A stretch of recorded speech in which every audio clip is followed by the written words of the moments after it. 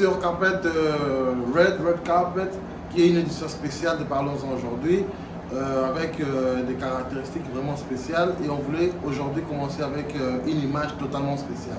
Et comme on vous l'a déjà annoncé, vous connaissez notre programme, qui est un programme totalement sociopolitique, socioculturel, et on parle de choses vraiment spéciales. Et aujourd'hui, on aura quelqu'un vraiment spécial, comme vous l'avez toujours l'habitude de comprendre, avec qui on va essayer de partager notre moment. Nous sommes là, pas seuls, et on a quelqu'un qu'on va déjà vous présenter, connu de tous, avec des capacités sociales et morales vraiment élevées. Donc, sans plus tarder, on vous présente notre cher frère, ami, et d'un côté aussi président d'une communauté, qu'on n'est pas obligé de commencer avec ça aujourd'hui. Et on vous présente Monsieur Héritier Kalonda. Comme on le disait, nous sommes là avec notre cher frère, Monsieur Héritier Kalonda. Bonjour, Monsieur Héritier Kalonda. Oui, bonjour, Monsieur le journaliste. Encore une fois, sur notre plateau de Sansa TV, avec notre mission spéciale, Parlons-en. Nous vous recevons aujourd'hui pour une petite conversation. Quelque chose déjà, vous êtes connu de presque tous, mais aujourd'hui, on veut faire quelque chose un peu différent. Une chose vraiment différente de ce qu'on a toujours à faire, et une émission vraiment spéciale. Pourquoi? Parce que Parlons-en à deux faces. On a notre face où on parle, et aujourd'hui, nous sommes en train de vivre en Parlons-en totalement, on dira, spécial.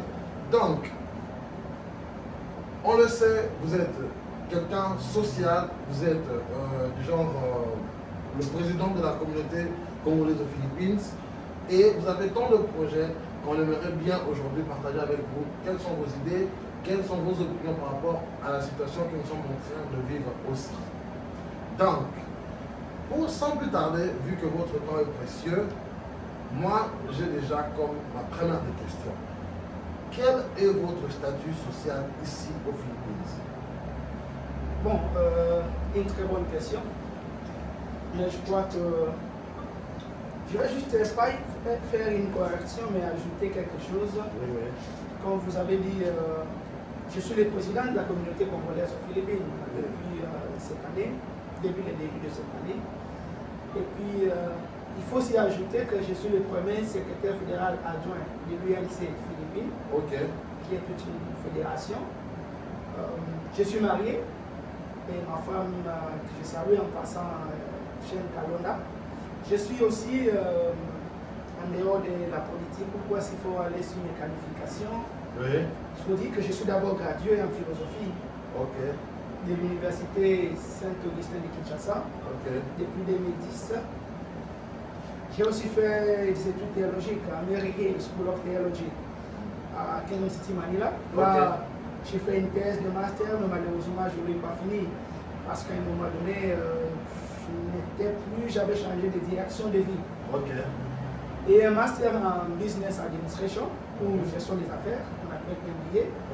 Je crois que la défense de ma thèse a eu lieu l'année passée, le 8 novembre 2019, à la Consolation College, à Manila, Menzola. C'est là que se trouve mon école.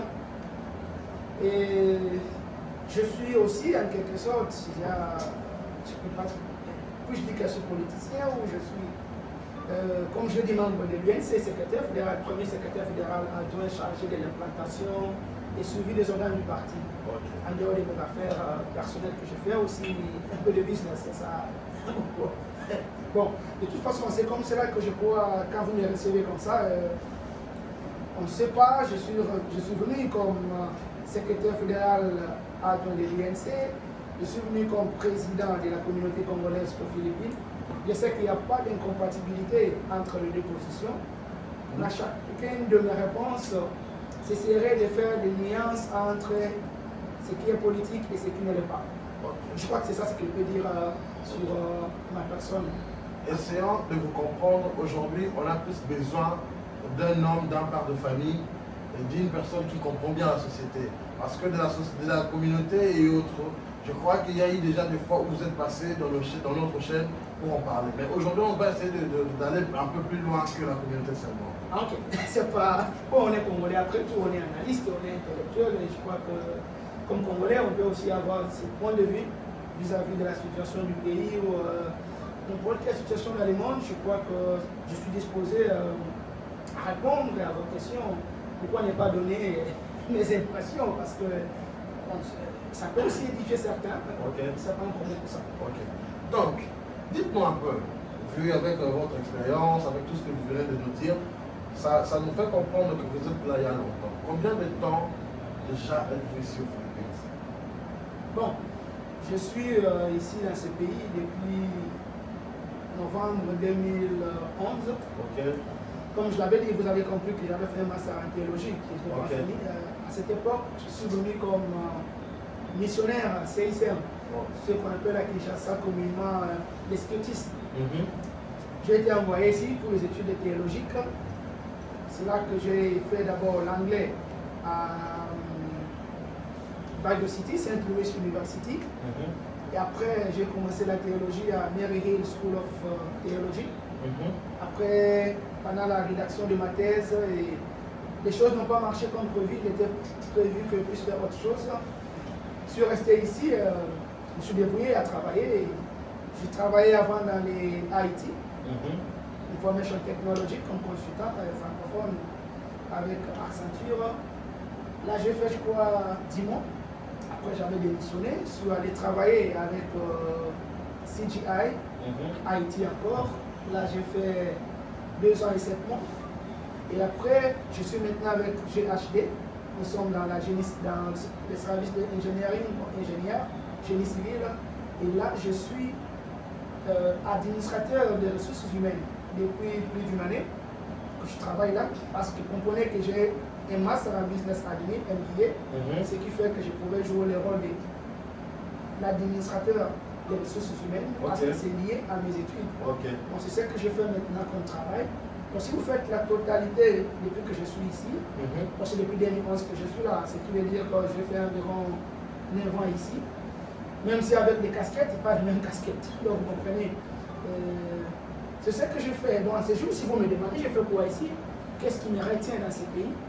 C'est parce que j'exerce ma carrière professionnelle ici comme administrateur des ressources humaines dans l'entreprise GHD, qui est une entreprise internationale. Nous sommes plus de 10 000 employés dans GHD.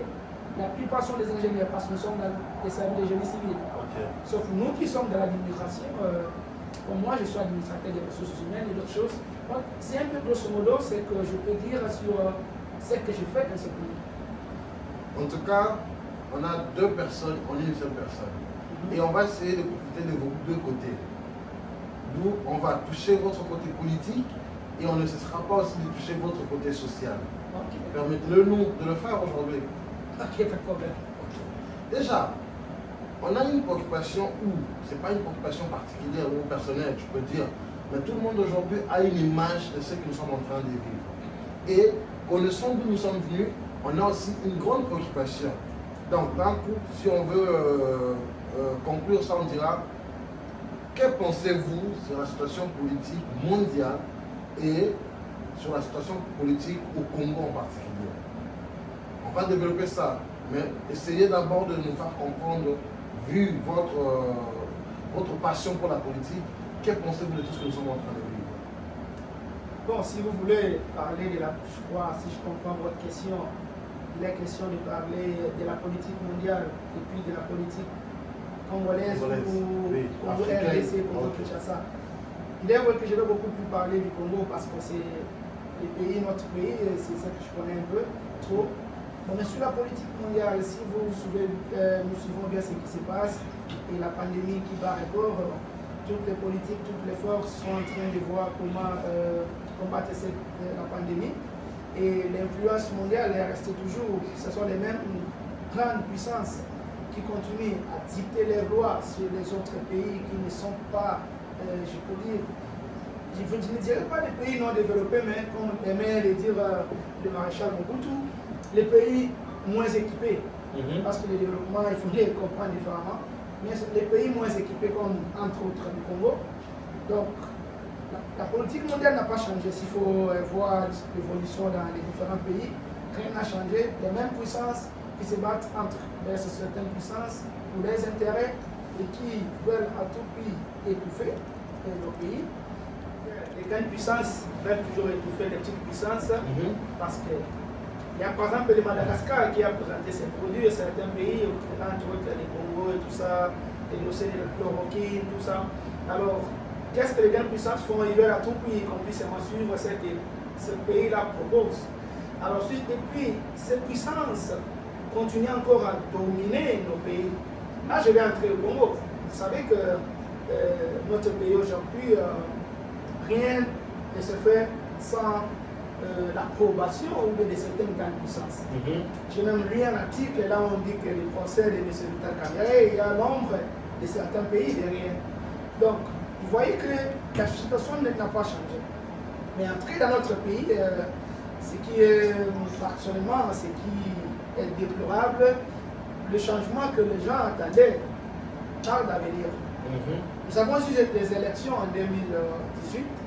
Tout le monde pensait que la situation allait changer du coup avec le slogan le peuple d'abord. Mais les choses sont de la manière dont les choses avancent aujourd'hui, on me dit que le dollar est déjà à $1, c'est à près de 2000 francs congolais. Alors je me pose la question, y a-t-il amélioration au niveau de la politique congolaise? Y a-t-il amélioration au niveau de la gestion de la chose, de ce qu'on appelle res publica, la chose publique? Alors je me dis que la situation est catastrophique, je peux le dire. N'oubliez pas que je suis moi-même d'un parti du pouvoir. Et là, je parle comme Congolais. Donc, je ne suis pas venu comme porte-parole du parti, je suis venu comme Congolais. Et je dis les choses comme un Congolais qui voit les choses autrement, aussi comme intellectuel. Donc, la situation n'a pas changé. D'un côté, on a les FCC, de l'autre côté, on a les cash. Et au sein du cash, on a l'INC, on a l'UDPS, on ne dit pas la même chose. Quand l'INC dit ceci, l'UDPS dira autre chose. Et FCC dira encore autre chose. Ce qui fait que nous sommes dans une situation qui crée une confusion. On ne sait pas nous allons où. Et on est presque à mi-mandat du gouvernement actuel, du pouvoir actuel, si je vais le dire, parce que bientôt 2023, ce sera les élections. Et l'année 2023 sera une année électorale, ce qui veut dire qu'on ne va pas attendre quelque chose là. Chaque parti, chacun va vouloir préparer les moyens pour aller battre les campagnes. Ça, c'est vrai. Alors on se demande où est le peuple d'abord. Donc, je me rends compte que nous sommes dans une situation de, comme ne dit pas comme on dit, les ventes d'abord. Donc, les ventes d'abord, ma famille d'abord, mes amis d'abord, et le peuple après. Donc, je crois que s'il faut me résumer en ce qui concerne le Congo, il n'y a pas du tout d'évolution. Nous sommes dans un statu quo, tout est bloqué dans les accords qui ne sont pas très clairs. On va dans les accords où chacun a ses intérêts à lui, les intérêts qui sont parfois, qui s'opposent les uns aux autres. Et ce qui crée un conflit, même de leadership. Et vous avez suivi ce qui se passe, je ne sais pas si on va y arriver.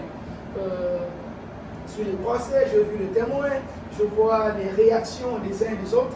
On se dit finalement, le mandat, le bilan sera, M. Kamerhe a été arrêté. Donc, c'est un peu ça.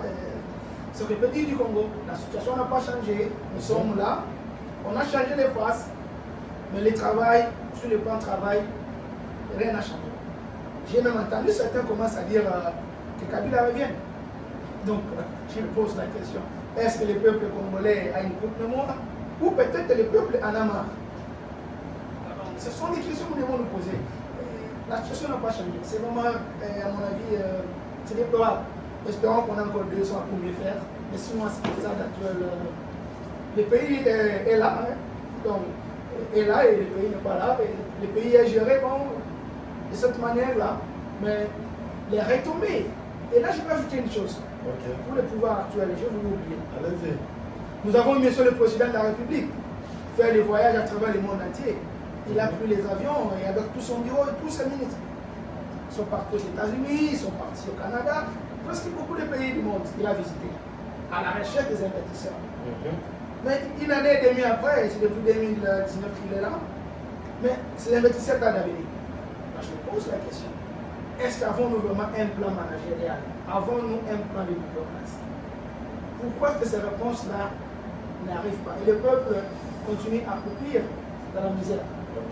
J'ai appris que, comme aiment le dire les journalistes Motombo, On définit par le Tongo, officiellement on a pas. Donc, tu n'as pas d'argent pour acheter même un pain de, je crois, 0,4, 0,01 $. Parce que les pains congolais, je crois, c'est 1000 francs, un truc comme ça. Donc, il faut d'abord prendre les pains unis par Nyongo, la Tongo, parce que dans la bonne côté, tu vas te débrouiller un peu autour du jour. Ce que les soirs vous quelque chose, tu viens payer la dette. Et les soirs, moi, maman dit papa dit Koya, tu fuis. Tu dis aux enfants, papa Zaki, ça, maman qui papa Zaki. Et si c'est peut que l'enfant dise à la maman, les mains par là, papa le bien le casse. Donc, vous voyez que c'est ça, c'est un peu ça. C'est ça, en tout cas, ce que je peux dire sur cette question. En tout cas, on vous a bien suivi, mais on pourra aussi dire un truc. Homme politique que vous êtes, vous avez eu plusieurs détails sur la politique congolaise. Mais est-ce que avez-vous aussi une idée sur la politique africaine? Voilà, parce qu'aujourd'hui, on peut toutefois voir la remontée de la Tanzanie. On peut toutefois entendre du côté du Maroc, l'Algérie, l'Angola et toute cette vague nous amène à comprendre qu'il y a quand même des révolutions sociales que nous devons aussi comprendre. Est-ce que pouvez-vous nous dire si vous voulez vraiment que cette histoire change seulement au Congo ou sur l'Afrique en général? Bon, merci pour la question. Si nous devons parler de la politique africaine, oui, mais qui est encore dépendante de la politique occidentale ou orientale en quelque sorte, parce que l'Union africaine même est financée à grande partie par l'Occident. Mais quand vous avez cité certains pays, je n'aimerais pas parler de la politique africaine, mais parlons de certains pays qui s'équipent davantage, c'est-à-dire qui sont en train d'obtenir de plus en plus des équipements. Là, je reviens au début, je vous avais dit, ils ne sont pas des pays sous-développés, mais des pays moins équipés. Les pays comme la Tanzanie, vous l'avez cité, ça c'est une bonne présentation. J'aimerais aussi citer les Ghana par exemple. Nana Akufo-Addo, Congo doit aller demander les aides dans une entreprise russe ou américaine. Nana Akufo avait dit on a vécu longtemps sur les aides, ça n'a pas marché et ça ne marchera pas. Il nous faut maintenant nous-mêmes arriver à produire, chercher à développer notre propre économie. Une bonne conception. Alors que l'économie congolaise, nous importons tout. Qu'est-ce que les Congos exportent en dehors de vos minéraux, en dehors de la terre peut-être, qu'on exporte même à l'état brut? Alors, si vous avez les Kenyans aussi, je vous avais oublié les Kenyans, ils ont aussi des trucs dans le passé, ce qui devait être un exemple pour les Congos. Et j'ose croire même, l'accord de Cash était allé être signé, on est allé signer cela au Kenya, parce qu'on voulait s'inspirer de l'exemple du Kenya. Mais malheureusement chez nous, comme je l'avais dit, le peuple d'abord est devenu le ventre d'abord, la tribu d'abord, mes amis d'abord. Ce qui a fait que nous sommes, comme je l'ai dit, le Congo n'a pas évolué. Mais certains pays évoluent, comme la Tanzanie, le Ghana, le Kenya, d'autres pays. Alors cela devait nous inspirer, nous Congolais. Nous puissions savoir que ce ne sont pas peut-être les multiples voyages qu'on va développer notre économie. On a eu des exemples, on a eu beaucoup de choses. Maintenant on parle de développement, on parle de beaucoup de choses. Mais on a essayé d'investir à Bukanga Lonzo, on a essayé d'investir dans beaucoup de choses. Est-ce qu'on a investi ou on a pu vraiment utiliser l'argent sous couverture de médecine? Alors, on se dit, mais notre économie est totalement dépendante de l'économie extérieure parce que nous importons tout, même les riz. Je vais vous donner un exemple. Vous savez, moi je suis Maïdom. Si vous allez au Maïdom, vous arrivez au lac Maïdom, vous allez vers la rivière de Koro, vous allez au Rwandaka, on vous dira qu'il y a des poissons qui meurent de la vieillesse. Donc vous arrivez sur la rivière de Koro, vous allez vous rendre compte à certains endroits que les poissons s'ennuient dans la rivière parce qu'il y a trop de poissons, mais l'espace est trop petit.